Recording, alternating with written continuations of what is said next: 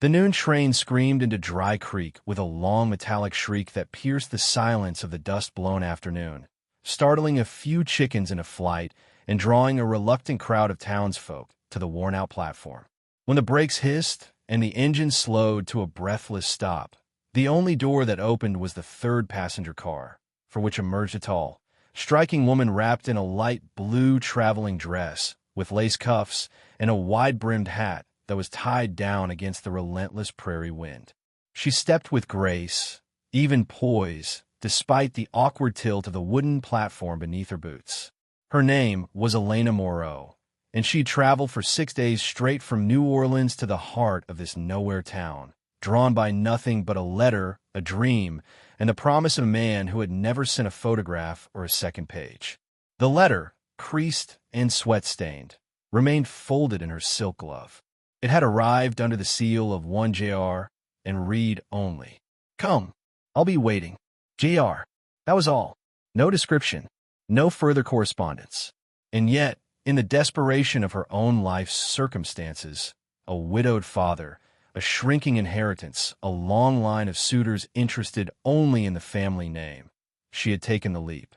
Mail-order brides were whispered about back in the city, judged cruelly by society women sipping lemonade under wide porches. But here, in the badlands of the American West, there was no porch to return to, no sisterhood to beg favors from. She was on her own. As her boots touched the ground, she looked around. Men loitered near the post office and the saloon steps, pretending not to look at her, but doing a poor job of it. Children peeked out from behind crates with the strange mix of innocence and mischief known only to those who grow up among lawless winds. Women crossed their arms, squinting. No one stepped forward. No one called her name. She waited 5 minutes, then 10, then 20. With each passing second, her presence became less of a curiosity and more of a spectacle. A few of the cowhands smirked, whispering among themselves as they nudged each other with elbows and beer breath. One of them, the red-haired one with tobacco-stained teeth, laughed out loud and said, "Looks like J.R. got himself cold feet." The name stung her ears like the snap of a whip. A woman from the general store muttered, not quietly enough. Another one, like the last girl. Elena did not react. She had trained herself to hold her expression, refined and passive, just as her mother had taught her. But inwardly, her throat was tightening like a snare. This was not how it was supposed to go. She imagined the scene differently, her stepping down into the arms of a waiting gentleman, perhaps nervous, perhaps rugged but kind. A man who would take her trunk and offer a horse or buggy, who would say, "You must be Elena. I'm so glad you came." Instead, she stood with a cracked trunk at her side, surrounded by the stares of people who had decided, before she spoke a single word, that she was no good. The heat bore down on her. She wiped her brow discreetly. The station master came out, looked at her with mild pity, then shuffled back inside without offering assistance. Even the sheriff, leaning against a porch post, didn't approach. He just chewed his tobacco and turned his gaze elsewhere. She looked again at the platform, at the end of the tracks, at the dry hills rolling behind the town, and wondered if she'd been a fool. Another train wouldn't come for days. She had no one's name but J.R. She had no address, no instructions. Her future was as blank as the prairie sky. Just when she thought the humiliation had reached its peak, a boy not more than 7 walked up and offered her a peppermint candy. "You're pretty," he said plainly, blinking up at her. Before she could respond, his mother swooped in, yanked him away, and glared at Elena like she was a disease. "You don't talk to her," she hissed. Elena's breath caught. That sting was worse than any silence. At that moment, the dry wind shifted, and with it came a sound, hooves crunching against gravel. Every head turned. At the far edge of town, moving slowly but with unmistakable purpose, came a figure on horseback. He rode a gray mare, tall and strong, with a saddle worn by years of trail work. The rider himself was cloaked in a dark coat and wore a wide hat that shadowed most of his face. He didn't speak. He didn't wave. He didn't spur the horse faster. He just came forward at his own pace, eyes locked on Elena. She didn't know what she was seeing. Her heart raced, and she gripped the handle of her trunk harder. The townsfolk moved aside without being asked. It wasn't fear exactly, it was something stranger. Reverence maybe, or wariness. As though this man belonged not to the town, but to the wilds beyond it, a ghost of the canyon come to walk among men. When he stopped a few feet away from her, the wind calmed. The dust settled. She looked into his eyes, dark, unreadable. He didn't introduce himself. He didn't explain. He simply dismounted, walked to her trunk, lifted it without asking, and secured it behind the saddle. Then he held out a hand. Not a hand for shaking. A hand for lifting her onto the horse. She didn't speak either. There were no words between them. The townspeople stared, some in confusion, some in disbelief, some in jealousy. Elena looked back only once. The look she received from the sheriff was not a warning, but something closer to relief, like a burden had passed. The women glared as if she'd taken something from them they didn't even know they wanted. And the cowboy, still silent, led her horse by the reins, walking slowly out of town toward the dusty trail that snaked up into the pine-blotted hills. No one stopped him. No one dared. As the two figures faded into the horizon, the wind picked up again, whispering through the sagebrush like it had a story to tell, but no one brave enough to hear it. Back on the platform, the boy who offered the candy whispered, "Mama, is she gone now?" His mother nodded, her face pale. "She's gone." And that was how Elena, the beautiful mail-order bride, came for no one, but was taken by a man who had said nothing and everything in a single glance. The trail to the cowboy's cabin was long and unforgiving. The dry wind gave way to sharper mountain air as the terrain grew steeper, the trees denser. Neither Elena nor the man spoke a word on the journey. She sat behind him on the gray mare, her hands gripping the edge of the saddle rather than his coat. She still didn't know his name. Still didn't know if he was the JR who had written the letter, or if he had simply stepped in when no one else did. She was too ashamed to ask, too wary to break the silence. And perhaps, in some strange way, she was afraid that speaking might dissolve the spell of movement, of being carried forward, out of shame, out of judgment, and into something unknown. The cabin was a small, hand-built structure nestled in a clearing surrounded by tall pine. It wasn't romantic, but it was beautiful in its own austere way. Rough-hewn logs, a stone chimney, a wooden porch with 2 chairs, one broken. There were no flowers, no curtains, and no signs of any woman having ever stepped inside. He lifted her trunk again, silent as a ghost, and brought it into the single room that served as kitchen, bedroom, and hearth. Then, just as simply, he pointed to the bed and to the small dresser beside it. Without speaking, he left again, this time to care for the horse. She stood inside, unmoving for a long moment. The floor creaked beneath her boots. The fireplace was unlit but clean. On a shelf beside it sat a small collection of books, Mark Twain, a Bible, an old volume of poetry by Tennyson. She did not expect that. Something shifted in her chest. She ran her hand along the edge of the table. The surface was scratched with age, but clean. She could smell wood smoke in the air, lingering in the walls like a memory. It was not a woman's home, but it was a home. The only one, perhaps, she'd have. That night, they did not speak. He made stew over a fire and offered her the first bowl. He took the floor. She took the bed. She couldn't sleep. The wind moved through the trees outside like old secrets. Inside, the fire popped softly, and the man, still nameless, lay a few feet away, his broad shoulders rising and falling in slow rhythm beneath a wool blanket. The days that followed passed quietly. He woke at dawn, worked the land or rode out into the woods, sometimes returning with firewood, sometimes with nothing. He didn't lock the door when he left. He didn't ask questions when he came back. She washed clothes. She mended an old curtain. She swept the floor with a broom missing half its bristles.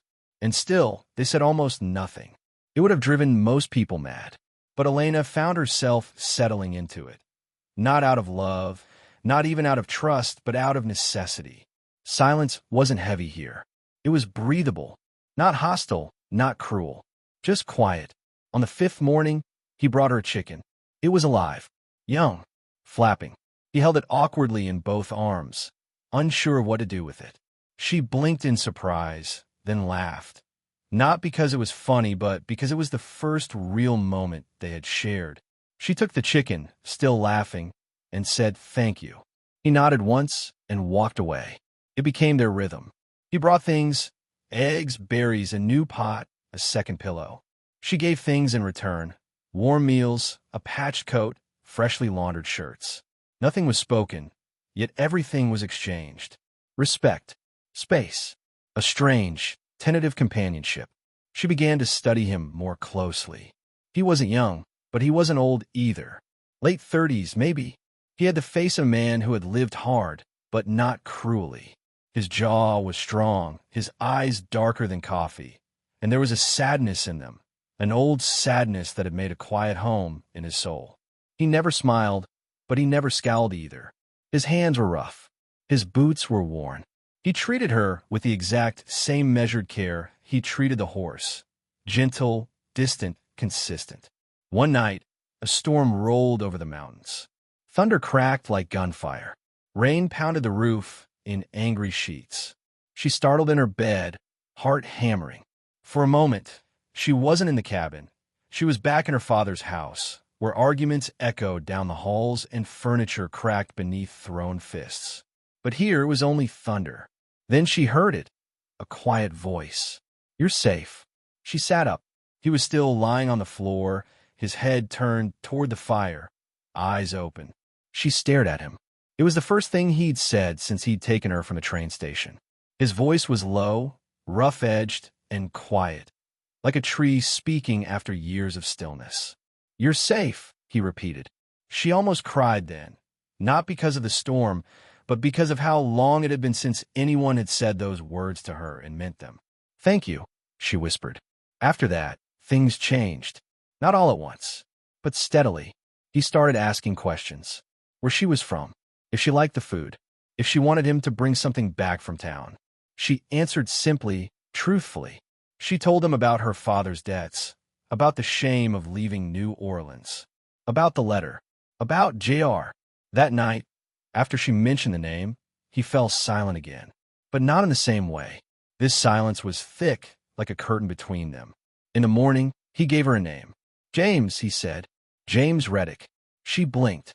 "You wrote the letter?" He nodded. "Why?" she asked. He looked away. "Didn't mean to send it." She furrowed her brow. "What do you mean?" "I wrote it," he said slowly. "One night, just to see what it'd feel like to ask, to imagine it. Never meant to post it." Her breath caught, but it came. "It found me." He nodded again. "Must have dropped it in the outgoing pile at the mercantile." Clerk never asked. They stared at each other. She didn't know whether to laugh or cry. "So you didn't want a bride?" she asked. He took a long moment, then shook his head. "Didn't think I deserved one." She felt something ache inside her chest. "But you came," he added, and no one else stepped forward. He looked up at her then. "I couldn't let you stand there like that." That was when she realized something about James Reddick.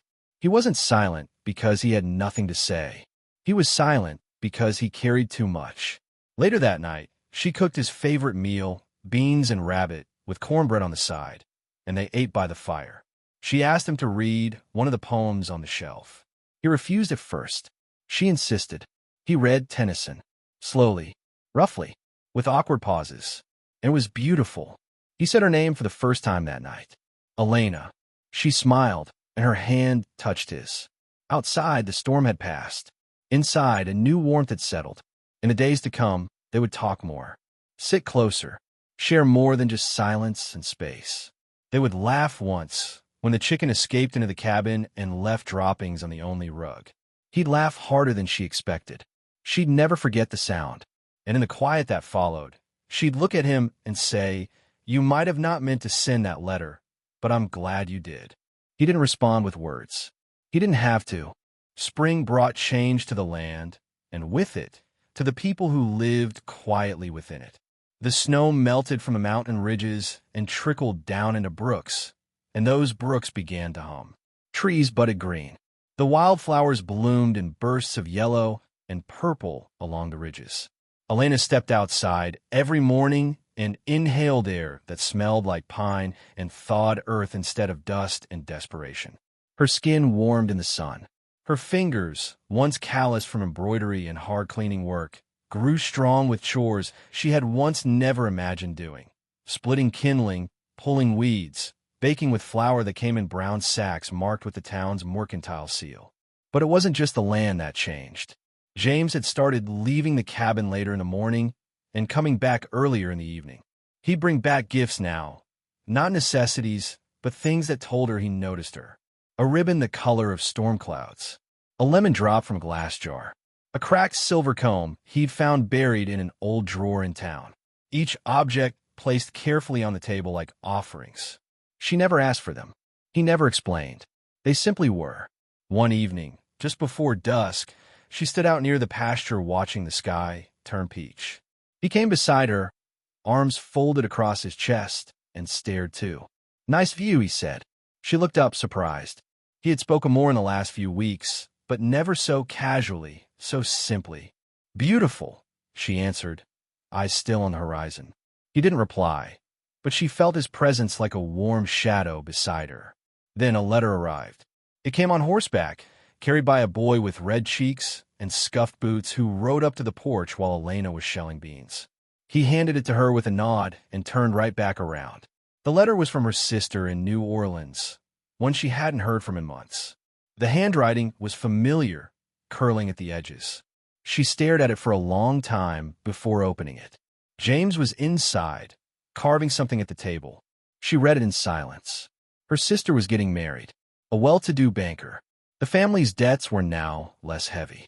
There was room for Elena to come back. "You've done your part," the letter said. "You deserve a second chance.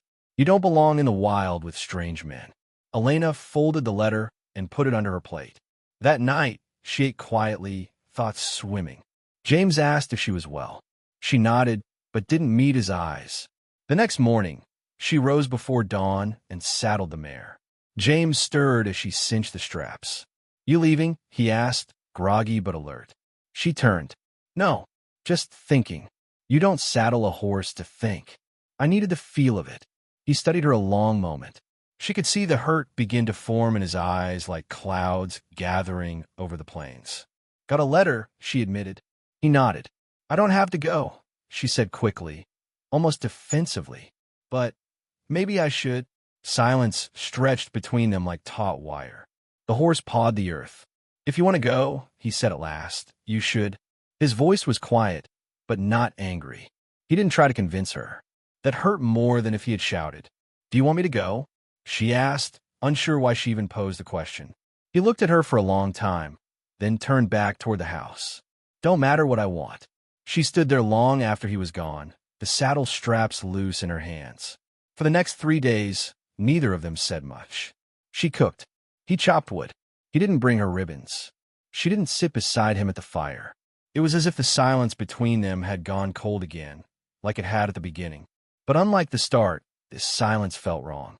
Not spacious, not breathable, heavy, like sorrow that had not yet been spoken. On the fourth morning, she found a small wooden box on the porch. Inside was a carved horse, tiny, precise, smoothed with oil and sandpaper. On the underside was a single word etched with care: "Stay." She stared at it for a long, breathless minute. She went back inside, sat at the table, and waited for him to return. When he walked through the door carrying a satchel of oats, she held up the figure. He stopped in his tracks. "I'm not a woman who scares easy," she said. He set down the bag, not speaking. "But I scare when I care. And I care now." Still no words. Just his jaw tightening, his hands twitching slightly. "Why didn't you ask me to stay?" He rubbed a hand across the back of his neck. "Ain't fair to ask. And not asking. Was that fair?"